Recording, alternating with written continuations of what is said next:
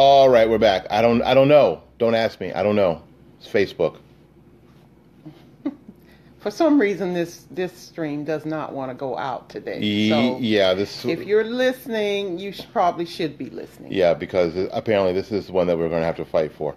So anyway, we're talking about, you know what, if the whole idea is that in being evenly yoked, it's making sure that you agree on the big stuff. And it's okay. I think it's okay early in a relationship to talk a little bit about the big stuff. And if talking about the big stuff scares the person off, you might have it might be better.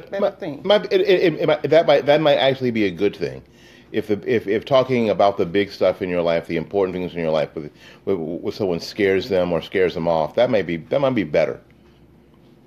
If at first if you're a person that likes to go to church on Sundays and you mention church and they go, I haven't been to church since last Easter, you may want to just make that the last date.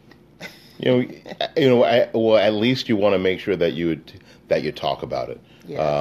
And that everybody feels comfortable with talking about it.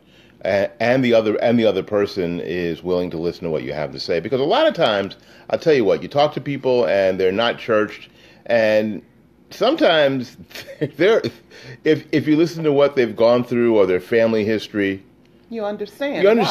It makes sense. Maybe they haven't seen church, or they haven't seen faith like you've seen it. So sometimes you go, yeah, if I'd gone through that, maybe I'd be in your situation.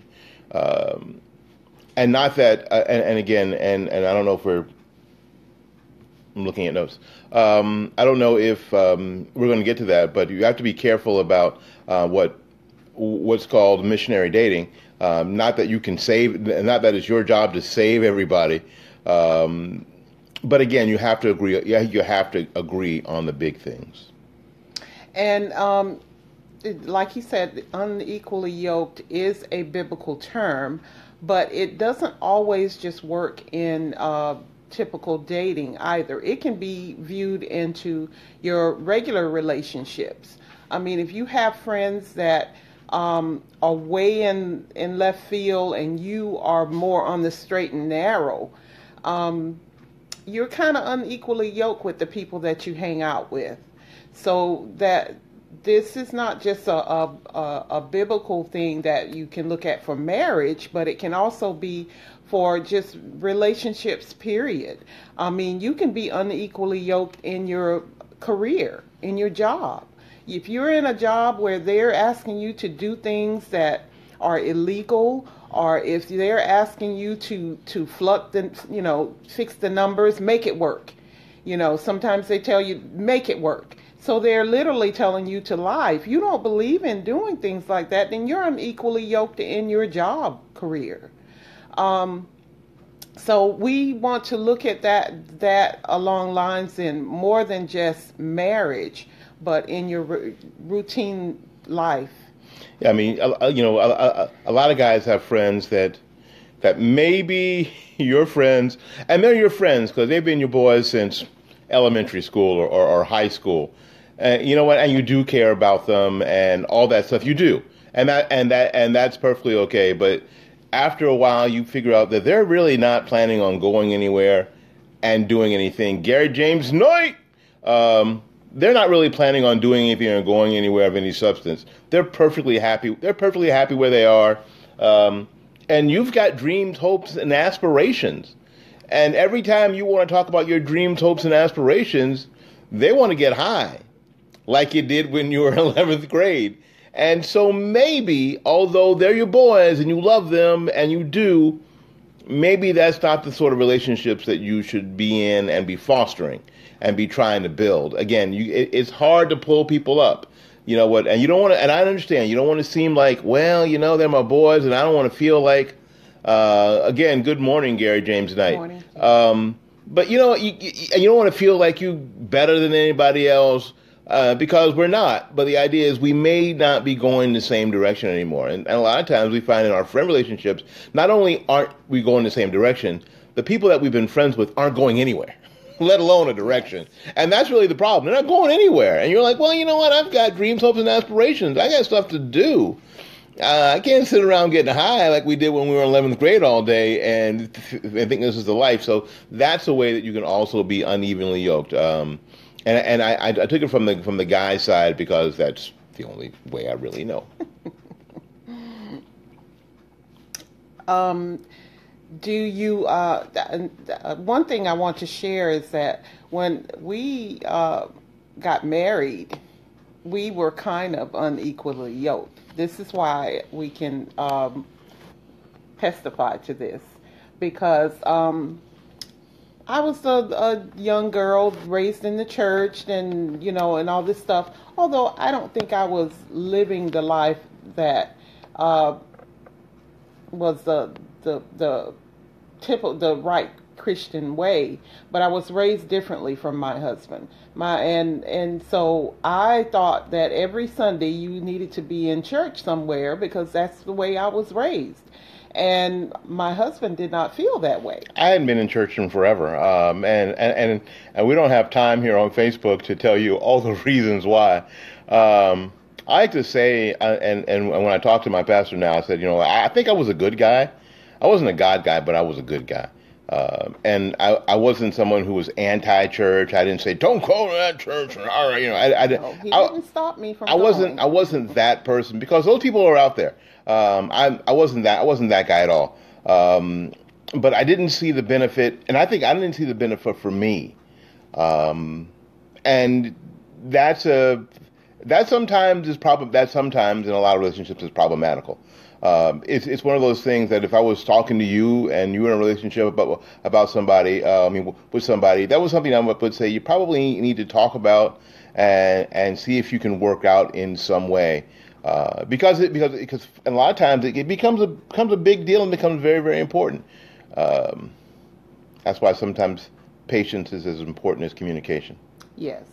And sometimes that can put added pressure on a marriage, especially, and a relationship. When you're in a dating relationship, it can put pressure on there that is unneeded. It's already hard enough to get to know somebody and feeling comfortable with them and doing things and all of that. But if you're on a path of, I want to have a relationship with God and the other person isn't, it's going to put added pressure on there.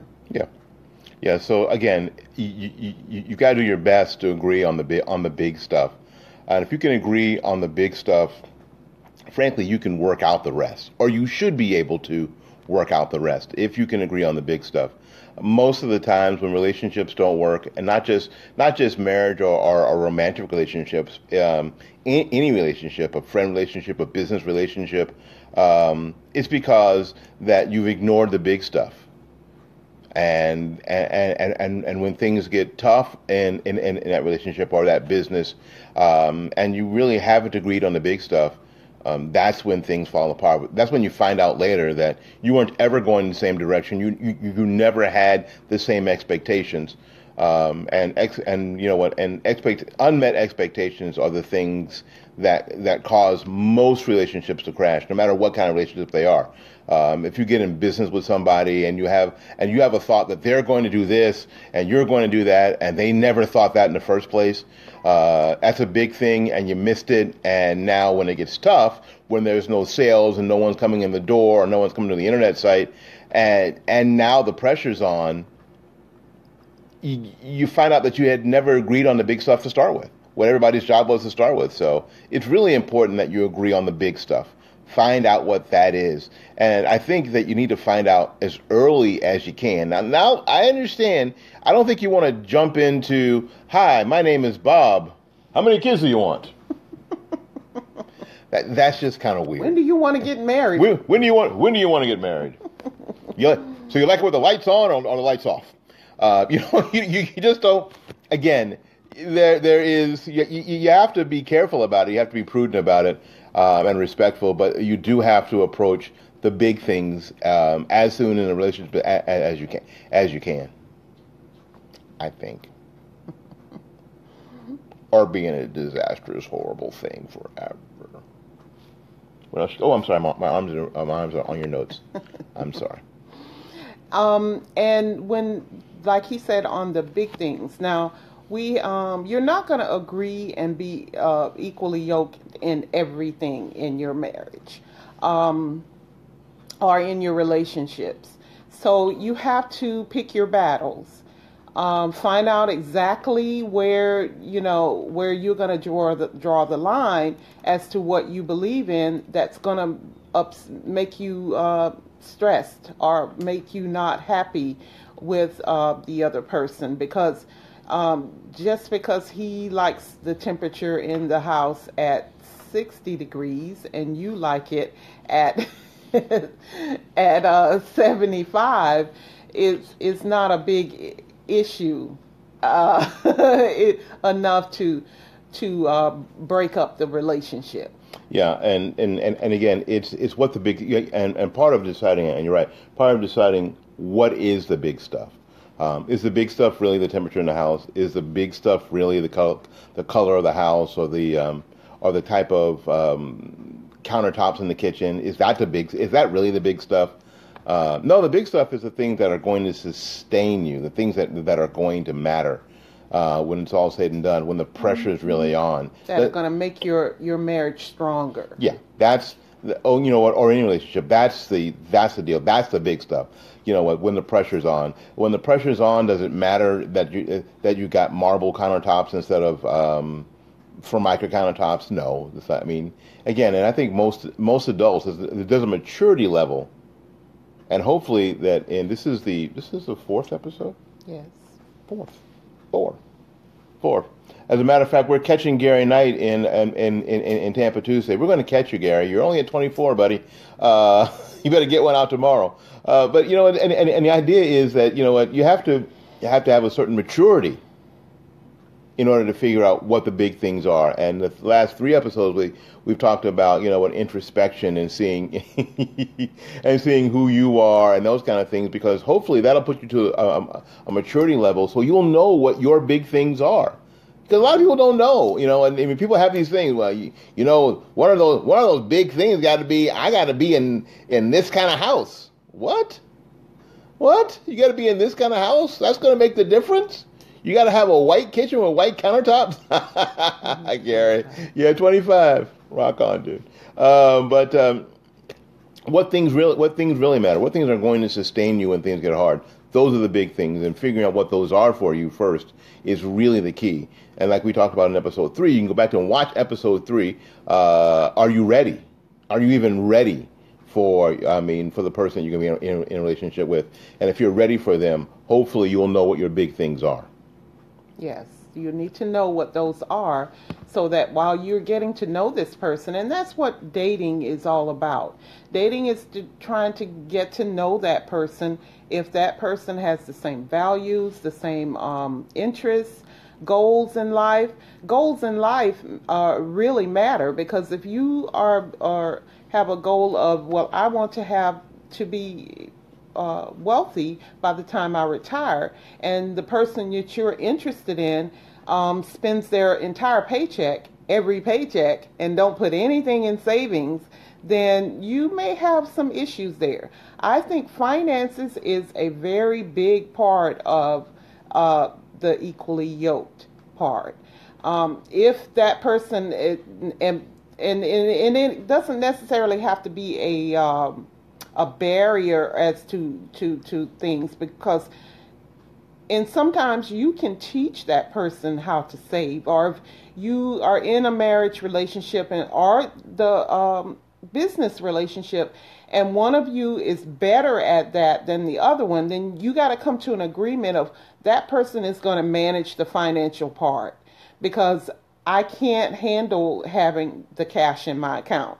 So that person's going to be the one to handle that, and then you have taken an unequally yoked portion of your relationship and made it as equally yoked, because you have agreed upon that person is going to take care of everything, and you will put that trust in them. So there isn't any stress and any pressure when it comes to paying the bills or anything. The money isn't gone. So that that is a part of a relationship that you can be unequally yoked, but you can control it. Well, the idea is that you have to again have the maturity level, and be able to have the doors of communication open and know who you, and like we talked about in episode 3, know who you are. Know who you are. Know that you know what this is not something I do very well. This is and notice that whatever it is, this is something that you do better.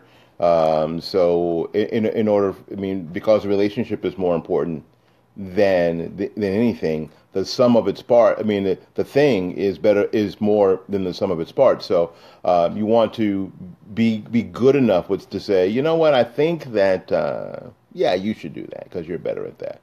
Yeah, you got a handle on that. Your brain works that way. My brain doesn't really work that way, and that's okay. And you got to be and you got to be good with it. A lot of times, guys feel that they have to. First of all, you feel like you have to know everything.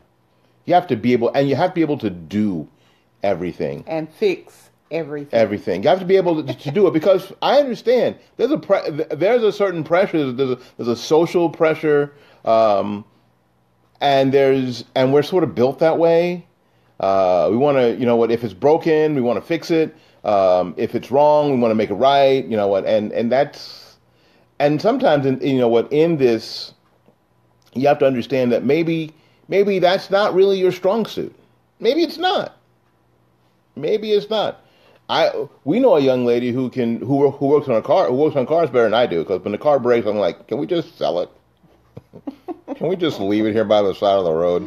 But we know a young lady who can open the hood and replace a fuel pump. That's not me. It's not you either. No, it's not me either. So y'all thought I was, yeah, but I fooled you. Yeah, you see what I did? Hey, Pam. But that's the deal. But if you're in a relationship with people who can do stuff that you can't do, that makes it better. That really makes the relationship better. But again, like we said in episode 3, you have to realize that first. You have to know a lot about yourself first to know, what your strengths and weaknesses are. The things that you have to, I don't want to call them weaknesses, the things that you need to improve on. How about that? Everybody is working on something they are improving on. I always like to, when I used to interview people on the job, I would always ask that question, what are you working to improve in your life? And that was one of the major keys to deciding whether I hire someone, because if you sit there and you tell me, I'm perfect, I know everything, I can do this job backwards and forward, I know it all, then disaster is coming. Because none of us know it all. And we're giving out this information and helping people, but we don't know it all. We still working on things. We still have flaws and stuff in our relationship, but it's always good to have a goal and have something and know that you have that flaw and work on it. Yeah, I mean, you have to be people need to be self-aware. It's funny that we live in this culture, and some of us are so unaware of who we are and where we are. But being self-aware is very, very important.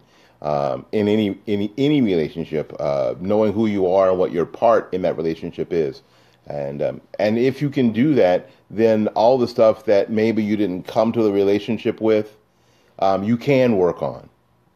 You can make better, because let me tell you, when the fun and the excitement of the wedding and all that stuff starts to die down, and you start to get into the mundaneness of life, the everyday of life, the going to work and coming home and the boring part. Well, the stuff that's just life. It'll be the big things that sustain you through all that. It'll be your self-awareness that'll allow you to make things better. So it's important that, again, like we talked about in episode 3 and a little bit in 2, that you know who you are and things that you have to make better or encourage in your partner as they get better, and be patient. Yes. You know what? I'm really I'm a really big fan of patience. Yes. You are. And that is something I'm working on. I I admit it. I don't have a lot of patience with things. And so that's where he comes in to help me, strengthen me and make me better. He tells me, be patient, be patient. And the more that I need it, that it's like the more things that come up that require me to use patience. Patience is. I think patience is a very important. I think that patience is a very important key. Again, like we've been saying, again, everybody's working on everything. Nobody come to the table with all the pieces, so everybody's working on something. And I think it's important that the person you're in a relationship with understands that because it's happening in themselves. And the same patience that I want people to have with me, it's important that I show that patience Give to it. them. I teach saxophone, flute, and clarinet for a living. Some of y'all know that, and I guess there's some patience there. Not as much as people think. I just know now, after 32 years, that certain things just take time. Mm-hmm. You know, life is not microwave. The only thing that's microwave in life is popcorn. And it's not good for you. And that ain't not good for you. So, so the idea is that certain things that are good take time. They take time to build. They take time to work on. They take time to make sure that they're for public consumption. Certain things just take time. And once you understand that you can allow yourself first and people you're in a relationship with that time. And I think that that's really, really very important. Corina, one of my former students who's in Germany. Hey, girl. What time? Shouldn't you be in school?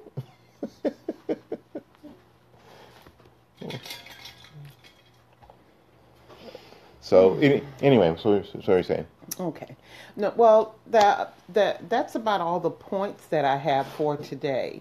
I would like to continue on this path of the unequally yoked portion next week, and we can chat about things that you can eliminate from being a high priority again. Yeah. Two things. Two things. If you're local, Gary and Pam and some other folks who are local, and you want to come and hug our necks and see us live, we're going to be at our church. Our church is having a thing called Straight Talk, the signs of in relationships on February the 16th Yes. at Harvest Church of Tampa in Wesley Chapel. And if I can remember, I'll put the address down in the comments section. It starts at 6:30, and we're going to be on the panel. Yes, so that's exciting. Why? Because we're newlyweds, because we just got married. We just got married. Just got married last month. Are we cute? So that's going to happen. And also, we're going to do on the we're going to broadcast on the 14th a special program for Valentine's Day. So to giving you some background about how this relationship started way back when, 30 plus years ago. Actually, yeah, 32, about 33 years ago, something like that. So those two things you have to look forward to, both on Facebook and here on YouTube. So, and if you're watching on YouTube, make sure that you like and subscribe and share with your friends and your neighbors. And comment. And comment if you like. I won't delete them, promise. I won't delete them. Good or bad, we won't depends. delete If them. you disrespect my wife, I would delete them, and probably you too. So, but just let you know. Just be respectful. All right. So we done? Yeah, that's about it for today. Thank you all for coming on. We really enjoy sharing our life and sharing any tidbits that we have. I like to call them tidbits because we're not professionals in this, although we are seeking some further education in this because I feel like this is what God has placed in our hearts right now to help people in relationships, not only marriage, but also in life, in career, in friendships, and also marriage.